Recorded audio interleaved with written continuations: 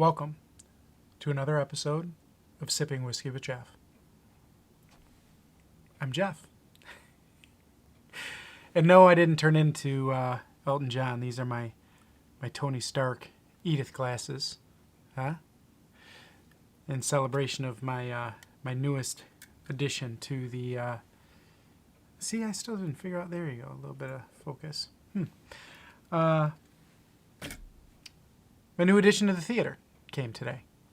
I got the Tony Stark proof that Tony Stark has a heart arc reactor that glows. I'll drop a photo in right here. And I'm so giddy. I'm so giddy. It showed in a box. It came in a box labeled From Pepper on it. And it like looked Sharpie written on it and everything. And you had to assemble the thing, right? And you tap it and the light comes on. I'm giddy. I'm giddy. It made my day. So today we are sipping whiskey. Okay, I got a new one. It is the Clyde Maze. Let's see if we can get it to focus in. No. Oh, there we go. Clyde Maze straight bourbon whiskey. Huh? It is 92 proof. This one's going to be a hot one. Let's see here. Give you some reading. Since 1946, Clyde May was a moonshiner by trade. But a craftsman by heart. He made his famous whiskey in hand-built copper stills with fresh Alabama spring water and the finest local ingredients. You know, he was just up in them hills. They got hills in Alabama, right? Kind of like that show Moonshiners, right? They got to be under the trees, otherwise the helicopters. I don't think old Clyde May was worried about helicopters, but that's what they did, and they would cover them with boughs of branches to make sure no one seen them from above. Let's see. The man was locked up for his passion. 8 months in the federal penitentiary, in the pen. Yet he started up those copper stills the day he got out. This straight bourbon honors Clyde's dedication to the craft. We use simple ingredients and a patent aging process to produce a fine, easy drinking spirit. Like Clyde's own moonshine, it's a whiskey with integrity. Straightforward, porch sitting, rocking chair bourbon. And this time it's perfectly legal. 92 proof, 46% alcohol by volume. Distilled in Indiana. Now, why didn't they distill it in Alabama? You would think if you are honoring the man and you're going to do it the way he did it, you do it in Alabama with some Alabama spring water. Huh. So, we're going to try her out. This is a 94 on the Wine Enthusiast. I didn't know Wine Enthusiast rated whiskey. Tasting notes. Because we like that. Rich vanilla and caramel aromas are enlivened by a hint of fresh pear carrying over the palate, where rich caramel is underpinned by a perky fruit note. I don't know. I don't like fruity whiskey. Adding water brings out a silkier texture and tames the alcohol heat. Finishing. You don't add water to your whiskey. Maybe an ice cube. We'll see. This could be a hot one. Hot ones, like the, I actually like a stone or two to get it cold. Can I open this? But I when I first started drinking whiskey, I liked the ice, you know. But it just takes away from the taste. I like to taste it. The notes. Now, I guarantee you, I will not taste a pear in this. I don't know. Ooh. I'm still stuffy. I've been on medicine. for 6 days now. Antibiotics and steroid, because first off, it's not the Rona. I got tested negative. I've already had it back in March. They're like, you can't get it again. Yeah, okay. I do smell a little fruity. Tonight I'm using the, let's see if I can get it to focus in on old Darth. No? Not going to work. One day I'm going to figure this out. But this is the Darth Vader etched glass.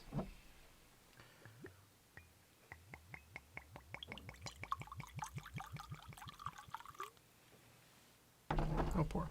Cheers.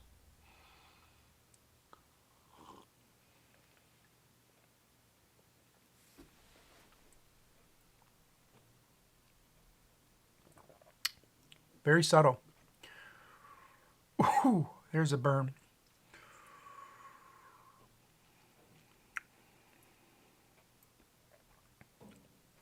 Yeah.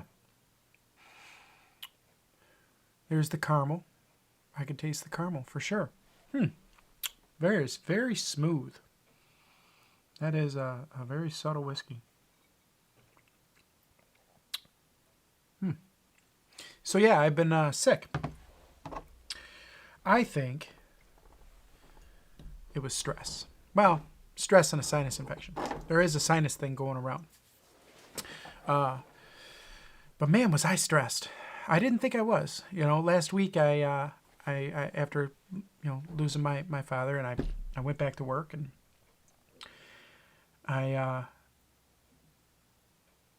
it was like that scene in Avengers where the Hulk grabs Loki by the leg and he slams him, right? That's what it felt like going to work. Just getting my ass kicked. And it put me in a little bit of a tailspin. Like I felt like I couldn't keep a thought in my head. I felt like I was going crazy. And man, I tapped out. Thursday, I was like, I'm good. I'm done. I can't do it no more. Took Friday off, and I took all this week off. And I've just been kind of putzing around. I did some things around the house, played some video games, just tried to relax, de-stress. And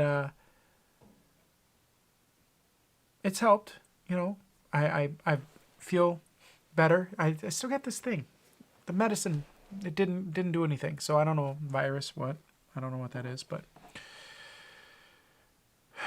mentally I'm getting better. I feel a little bit stronger. I've been clearing the fog, clearing the cobwebs. Today I went out and shoveled my driveway. And it helped. Just the physical activity and the cold air and the just being out there. It did help,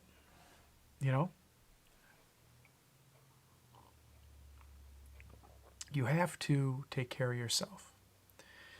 And I know that seems like a no-brainer, but listening to your body is important.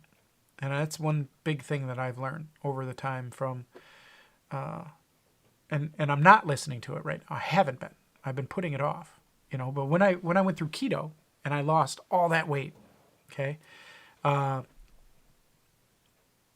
I felt things in my body that I've never felt before.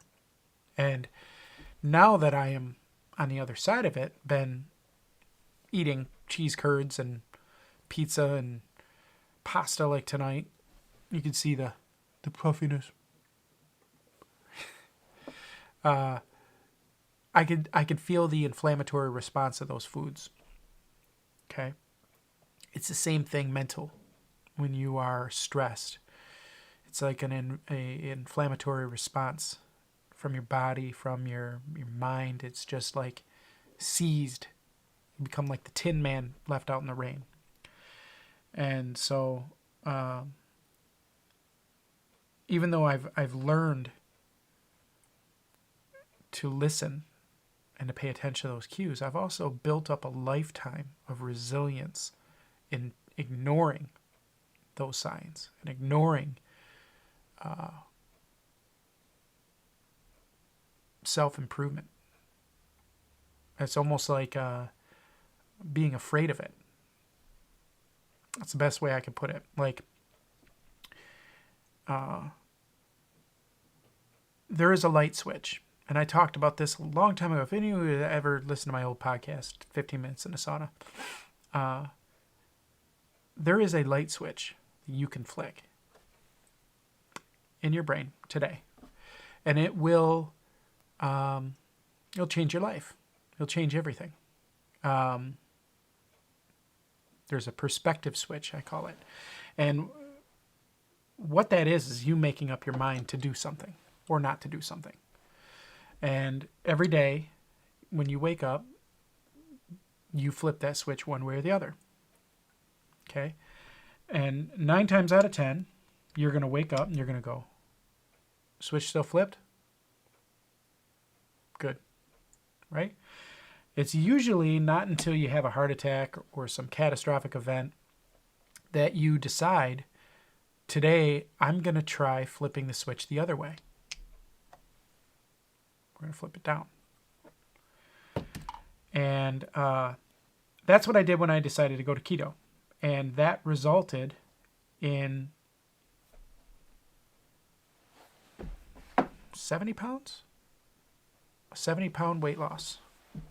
Okay. And I went from a size 42 pants to a 34. That was a hell of a thing, right? But I didn't stop with my weight.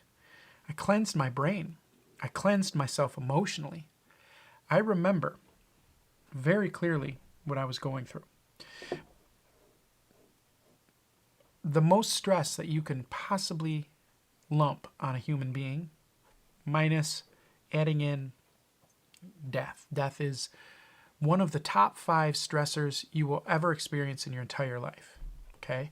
Buying a home, divorce, death, birth, and loss of a job. I forget what the other one was, but probably foreclosure, something like that, losing a home. I was experiencing like three of those. I was losing a home. I was damn near unemployed. I was going through all that, building all this stress on, and I just remember snapping one day and saying, I'm going to change this. And I did. I went on a binge of selling everything that I had that wasn't nailed down. Any like my PS4, computers, my VR, everything. And I got all that money and I started paying things off and I got the bills off my back. I caught my house up and I lifted myself up. And then I transitioned, boom, and I started losing weight. All of a sudden, I'm starting to do better at work. I'm getting promoted. My company goes from making nothing to making a lot, right? All up here. I flipped that switch. And that's kind of where I'm at now. That's what I'm talking about is I'm at a precipice, I think, where I have to decide, do I want to flip that switch yet? Because it's a lot. It's a lot. It's a lot to take on. It shifts everything into high gear. And you have to have some endurance, man. You really got to want it. But you're never ever going to know what it takes or if you truly want it until you flip that switch. That's why so many of us start and stop. That's why people fail at their weight loss because they don't really want it yet. They're still addicted to that food. Or more, they're addicted to how it makes them feel. I'm a stress eater. That's what I do. When I'm stressed, I buy things and I eat. This isn't, to me, a vice. This is a thing I enjoy. It's not, I don't use it to get drunk. I don't use it for that purpose. I use it to relax. So, sounds like one of the monsters is coming. Nope, they went outside. So, that's where I'm at. I have to make a choice now. My choice is now, do I stay comfortable? All that I have, all that I've built, it's very comfortable, okay? Or do I make myself uncomfortable and go for more? What does more bring me? Why would I want more? It's an interesting proposition. More would bring me freedom. It would bring me more comfort, the ability, once this COVID shit is over, to travel when I want to travel. It could bring me peace of mind for future, right? Better retirement, school for my children. Like, some of that's, I'll still have that, but I'm talking better. I'm talking retire in Florida better if I want, or whatever. That's where I'm at now. That that evolution isn't as simple as putting my nose to the grindstone for business. It is, I need to be healthy, and I'm unhealthy right now. My back kills me all day long. And it's because of my weight. I already know it is. It gets progressively worse as I get heavier. It's my body throwing up alerts, right? All these other things that I'm experiencing are inflammatory responses. So what would that look like? Let's talk about that for a second. I got the last couple minutes, and I'd like to wrap it up around 20 minutes. My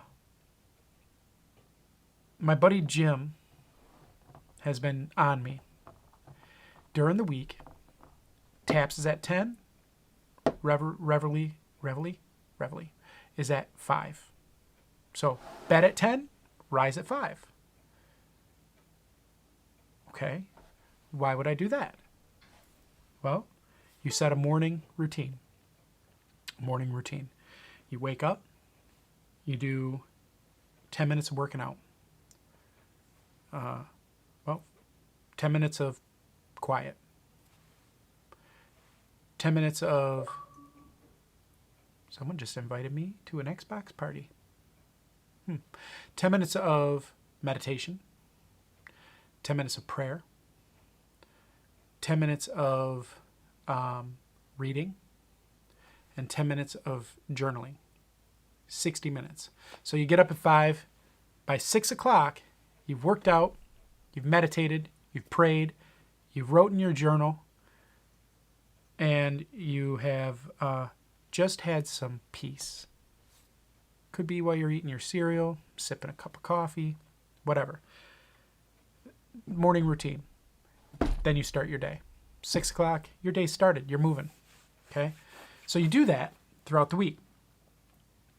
You also have to change your diet. So I'd have to change my diet. Keto's the only thing that's ever worked for me, so I'll go back on keto. That means 2 weeks of hardcore cutting everything out, dropping the sugar, dropping the pasta, go back to what I like, and I actually enjoy eating the food. But what does that mean? Mental shift. Switching nutrients that you eat every day, that's junk that we eat, it does affect you emotionally, physically, and mentally. Okay? I would go through a shift. I have to be prepared for that shift. I have to be prepared to know that I might freak out a little bit, and maybe prepare those around me that I'm going to freak out a little bit. I have to be prepared to step into situations in business that I'm going to be uncomfortable with, putting myself out there, maybe being more involved in aspects that I don't really like being involved in. Maybe spending more money on the business side of things than I would like to, because I like to take those and put it towards other things, that profit. That's the light switch I'm looking at flipping. I've been thinking about preparing myself. What's your light switch?